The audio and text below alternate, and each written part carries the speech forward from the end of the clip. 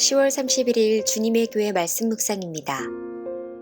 사도행전 10장 23절에서 29절 말씀. 베드로가 불러들여 유숙하게 하니라. 이튿날 일어나 그들과 함께 갈새 욥바에서 온 어떤 형제들도 함께 가니라. 이튿날 가이사랴에 들어가니 고넬료가 그의 친척과 가까운 친구들을 모아 기다리더니 마침 베드로가 들어올 때에 고넬료가 맞아 발 앞에 엎드려 절하니 베드로가 일으켜 이르되 일어서라 나도 사람이라 하고 더불어 말하며 들어가 여러 사람이 모인 것을 보고 이르되 유대인으로서 이방인과 교제하며 가까이 하는 것이 위법인 줄은 너희도 알거니와 하나님께서 내게 지시하사 아무도 속되다 하거나 깨끗하지 않다 하지 말라 하시기로 부름을 사양하지 아니하고 왔노라. 묻노니 무슨 일로 나를 불렀느냐.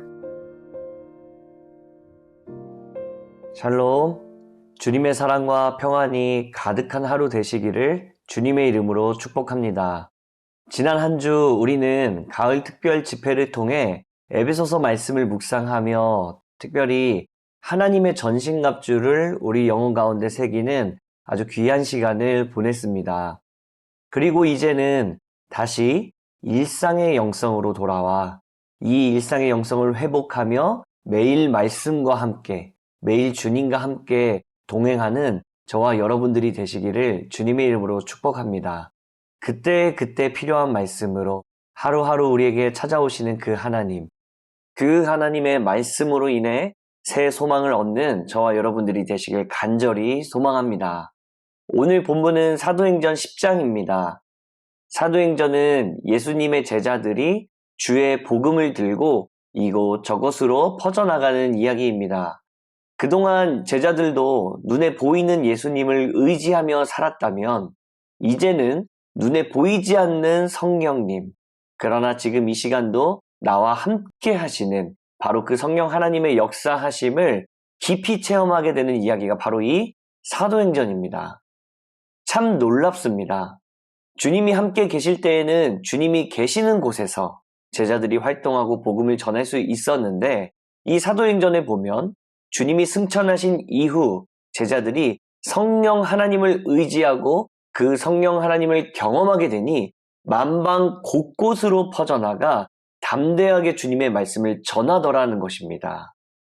오늘 이야기도 그렇습니다. 본문 사도행전 10장 1절에 보면 이렇게 이야기가 시작됩니다. 가이사랴에 고넬료라 하는 사람이 있으니 이달리아 부데라 하는 군대의 백부장이라. 그가 경건하여 온 집안과 더불어 하나님을 경외하며 백성을 많이 구제하고 하나님께 항상 기도하더니. 고넬료라는 사람이 있습니다. 근데 이 고넬료라는 사람 어떤 사람입니까? 로마 군대의 백부장이었습니다. 이방인이었던 것이죠. 그런데 이 사람은 이방인임에도 불구하고 하나님을 경외하던 사람입니다. 그가 경건하였고 하나님을 경외하고 백성을 많이 구제하고 하나님께 항상 기도하였던 자더라 라고 성경은 이야기합니다.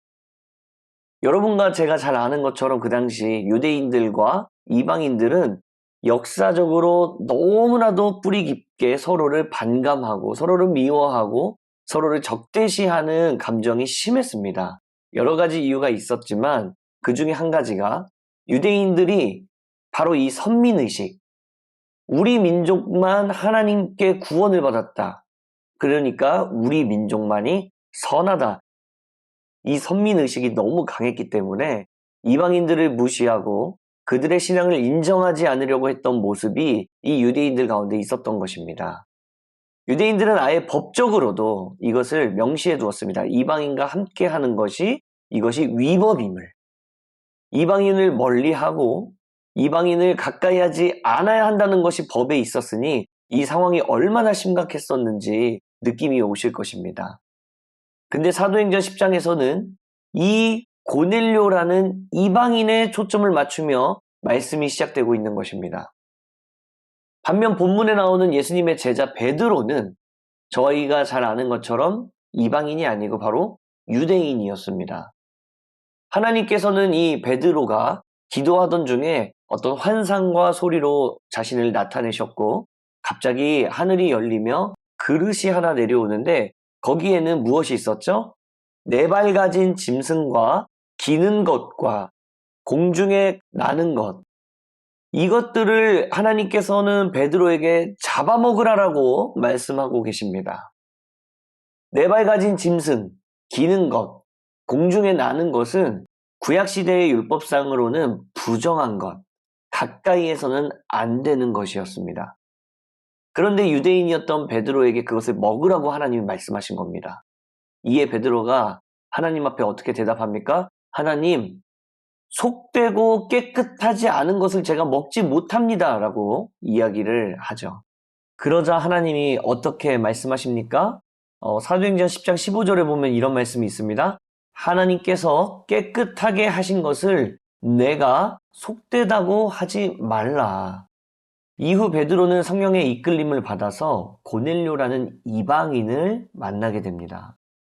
고넬료는 베드로를 보자마자 사도이었다 보니까 바로 엎드려 절을 하며 맞이합니다. 그러자 베드로가 그를 일으키고 이렇게 이야기를 합니다. 그것이 오늘 본문 28절 말씀인데요. 한번 같이 들어보시겠습니다. 이르되 유대인으로서 이방인과 교제하며 가까이 하는 것이 위법인 줄을 너희도 알거니와 하나님께서 내게 지시하사 아무도 속되다 하거나 깨끗하지 않다 하지 말라 하시기로.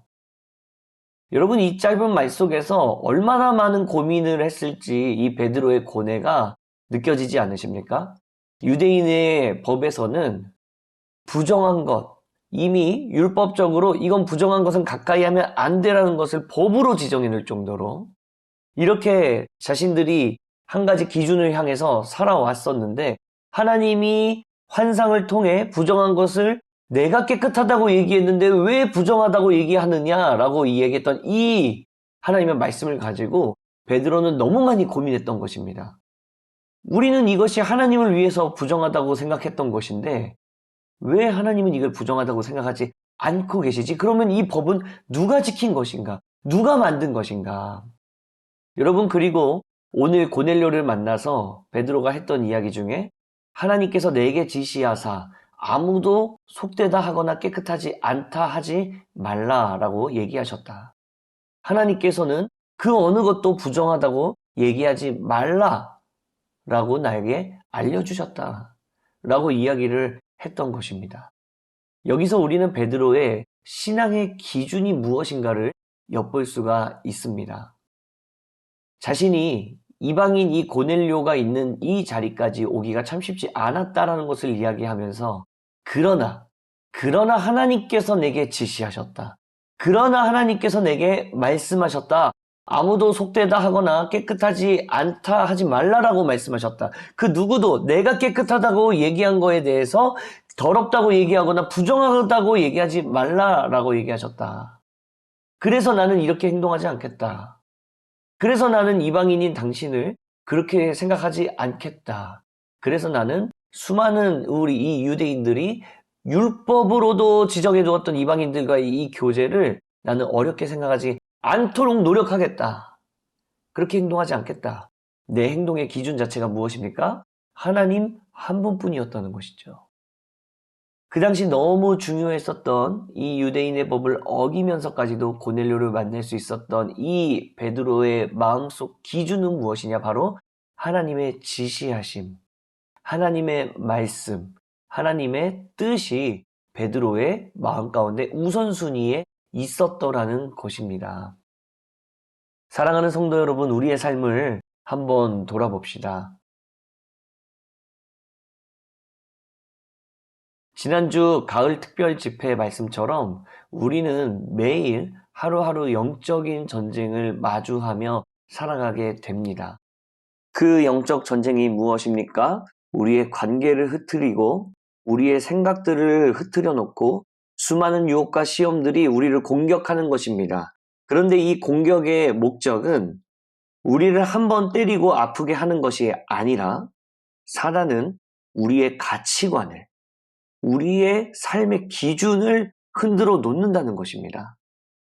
마치 선악과라는 하나님의 기준을 흔들어버렸던 그 사단의 그 전략이, 결국에는 하나님 말씀이 아니라 자신의 말을 따르게 했었던 그 마귀의 전략이 오늘날까지도 우리의 가치관과 우리의 기준들, 우리 자녀들의 생각과 가치관을, 수많은 그리스도인들의 기준을, 수많은 교회들의 기준과 생각들을 흔들어 놓고 있더라는 것입니다.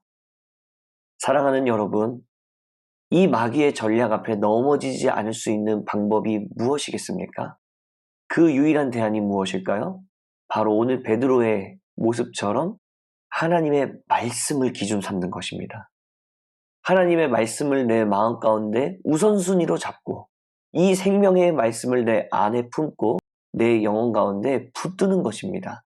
그분의 말씀이 내 안에 살아 숨쉬어서 어떠한 유혹과 시험 앞에서도 하나님의 말씀으로 힘써 싸워 이기는 것입니다. 그분의 말씀에는 힘이 있습니다. 하나님의 말씀에는 능력이 있습니다. 하나님의 말씀은 사람의 영혼을 변화시키는 강력한 힘이 깃들어져 있다는 것입니다. 이 사실을 기억하며 저와 여러분이 속한 삶의 현장에서 하나님의 말씀을 우리 두 손에 움켜쥐고 살아가는 저와 여러분들이 되시기를 주님의 이름으로 축복합니다. 그분의 말씀이 우리의 전신갑주가 되어서 오늘 하루 영적인 전쟁에서 참된 승리를 경험하게 되는 저와 여러분들의 복된 인생 다 되시기를 주님의 이름으로 간절히 소망하며 축복합니다. 함께 기도하겠습니다. 이 땅을 창조하시고 다스리시는 하나님, 우리의 삶을 창조하신 놀라우신 하나님의 그 계획하심을 찬양하며 오늘 하루를 주님 앞에 맡겨 드립니다.